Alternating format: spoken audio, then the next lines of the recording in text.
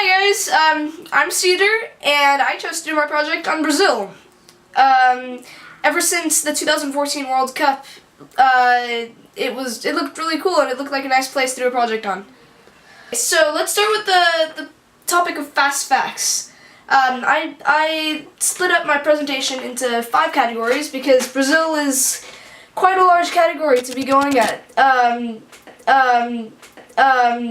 So I went with fast facts, geography, history, Rio Olympics, and economy. Right, so let's start with fast facts. The life expectancy is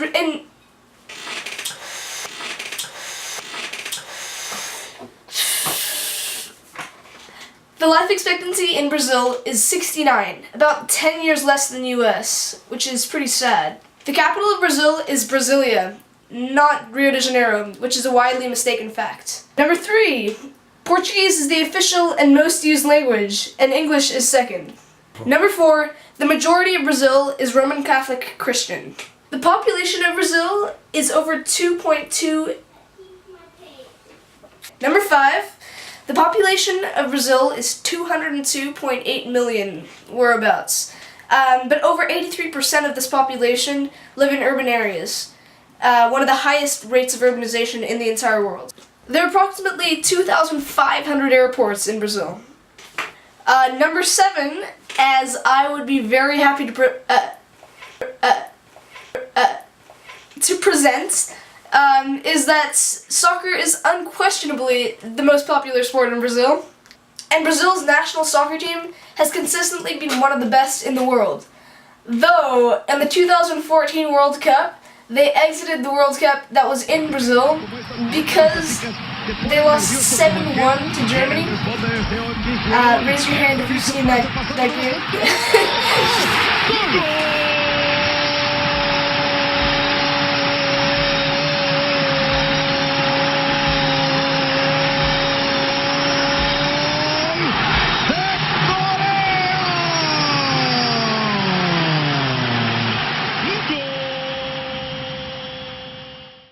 Brazil covers 3 time zones, whereas most of the other countries in South America only cover 1 or maybe 2. In Brazil, voting is absolutely mandatory. The largest Japanese community outside Japan is in Sao Paulo. Okay, this is going to be a bit of a mouthful here. Brazil is home to 77 species of primate, 648 different types of mammals, 696 species of reptiles, 769 endangered species, 1,901 bird species, about 3,000 species of freshwater fish, 56,215 plant species, and 128,843 different... Who remembers any of that? I know, really. Okay, simply just... There's lots. A lot of insects. One of which is the mosquito. Yeah, I didn't quite get around to Zika, but there you go, that's your key. Section 2 is brief history. It's less brief, but, you know, I had a whole semester to do this, so I went in depth. Okay, so it's believed that humans came to Brazil around 8,000 years ago. These guys were probably from Asia in search of abundant hunting grounds. We don't know much about them because they didn't keep written records. But we do know that they were nomadic hunter-gatherers. So, in 1493, Pope Alexander VI, in order to keep Portugal and Spain from rivaling over the new land, he stated that all new lands discovered west of a certain point, 100 leagues west of the Cape Verde Islands, was Spain's, and all lands east were Portugal's. This is way more complicated than it sounds, though, because it was still widely believed that Christopher Columbus had discovered another route to Asia, not another continent. By doing this, the Pope was trying to give all the unclaimed new land to Spain and leave the African and Indian trade routes to Portugal. But when he stated this, he didn't realize that the yet unclaimed lands of Brazil jutted way east of his line, technically making it Portugal's. So you must understand that everyone still thought they discovered another side of India, so the Portuguese set out an expedition to uncover their new land. In 1500 CE, the first Portuguese explorers reached what is now Brazil and claimed it for Portugal. They found it, realized it was not a part of another part of Asia, and immediately began exporting the tree from which the region's student got its name, and that was the Brazilian nut tree.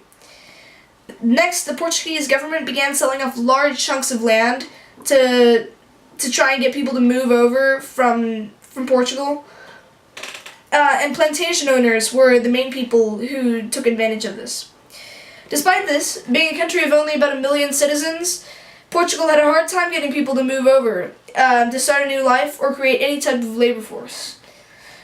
So the obvious answer in this time is to enslave the native people. But from the point of view of the Portuguese, this was very unsuccessful. Almost all of the native slaves died due to diseases that the settlers brought over. And over the next century, of the 4 million native people in the area before the settlers arrived, 2 million remained. So the Portuguese think, I guess if these guys just die off when they labor for us, we need slaves from Africa. Just like what all the other settlers of the New World thought.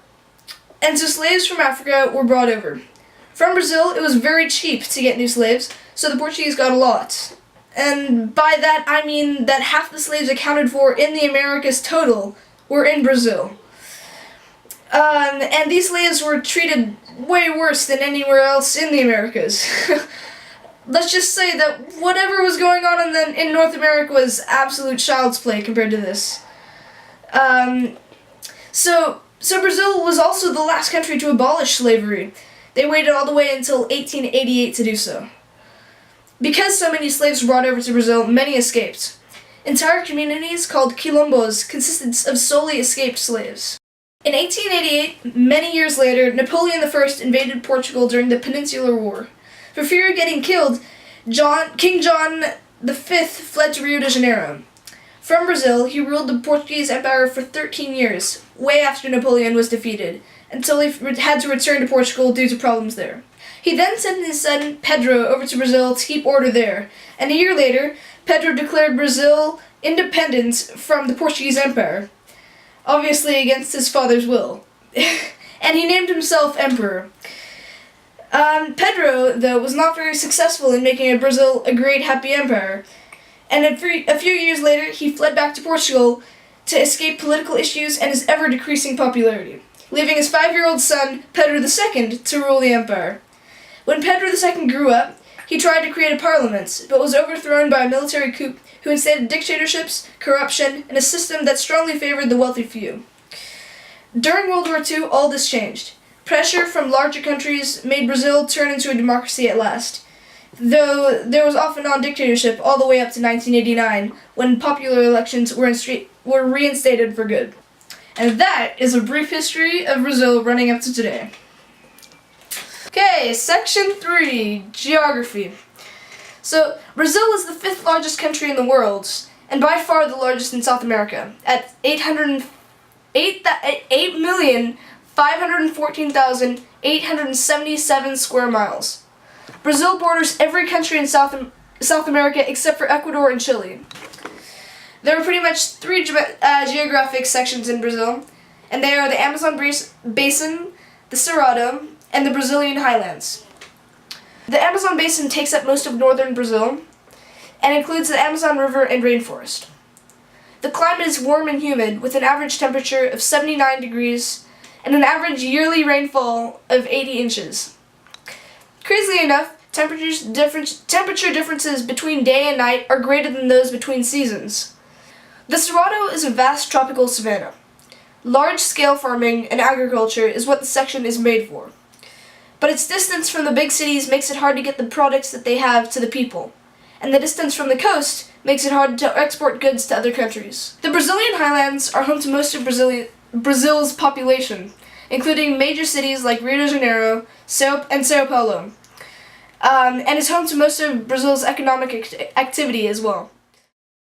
Sao Paulo is the most populated city in South America, and at 18.5 million people, and Rio de Janeiro is 3rd most populated at about 11.5 million. Okay, so the 4th section is the Rio Olympics.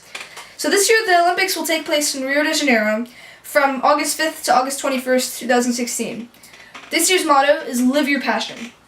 Over 10,500 athletes are expected to partake in this year's event. Okay, so there's a lot of controversy over this year's games. Most of it surrounds whether or not they will have a president for it, as this week the Senate will decide whether or not to impeach her. Oh wait, they just did. The other big reason, of course, is the Zika virus, something spread by mosquitoes, and along with a lot of other effects, shrinks the heads of babies of the mothers who were bitten by a mosquito during their pregnancy. There's a lot more to that, and it could literally be a project and a half by itself. The other big reason is age. So Brazil is totally split on this idea, or on their issue, and some people think that financing the Olympics would totally boost the economy, and some think that the money would be much better used other places. Okay, section number 5, last one. Economy. Currently, Brazil has one of the largest wealth gaps in the world. In 2013, Brazil had the 6th largest GDP, which is gross domestic product, in the world, which was really good, but has recently dropped drastically. So $1 is equal to 3.75 Brazilian real around, and it is really it's one of those currencies that really shifts up and down a whole ton. I'd be looking on the on Google, the Forex, yeah. And it just goes up and down. Sometimes US dollar is worth 2 Brazilian real, and sometimes it's worth 5. It's really volatile. Yeah, volatile. So $1 could buy you a pineapple at most stores in Brazil.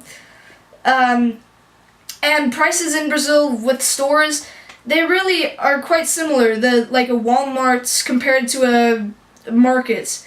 They're similar because Walmart can afford to price it that way, and things just aren't that expensive in Brazil. To put into perspective, you can buy most things at a local market in Brazil for the same price as Safeway, but some places and things can be cheaper. Along with local markets, there are tons of Walmarts in most of the big cities. And the value of the dollar has increased rapidly over the past few years, which in turn means that the value of Brazilian real has gone... Oh wait. Which in turn means that the value of the Brazilian real has gone down rapidly. Okay, so here's some things that cost some certain prices in Brazil. 4 rolls of toilet paper would cost you $2. A can of Coca-Cola would cost you 75 cents. Good quality toothbrushes cost around $2. Butter costs $1 to $3. Whole milk costs $1. That's 1 liter of milk. A kilogram of pork chops would cost $3. Tomatoes are $1.50. Lettuce is $1.50. Cauliflower would be $2. Broccoli, same. Zucchini is quite expensive, $4. And you can get carrots for 75 cents. Fruit-wise, apples cost $2. A pineapple would cost, $1. Bananas, 12 bananas would cost $2.50. Oranges, $2. Limes, 75 cents. Kiwis, $4. Oh goodness, this is... Okay. Okay guys, thanks for watching. I really enjoyed doing this project over the semester, even if my dad thought I was doing the wrong project the whole time. Bye.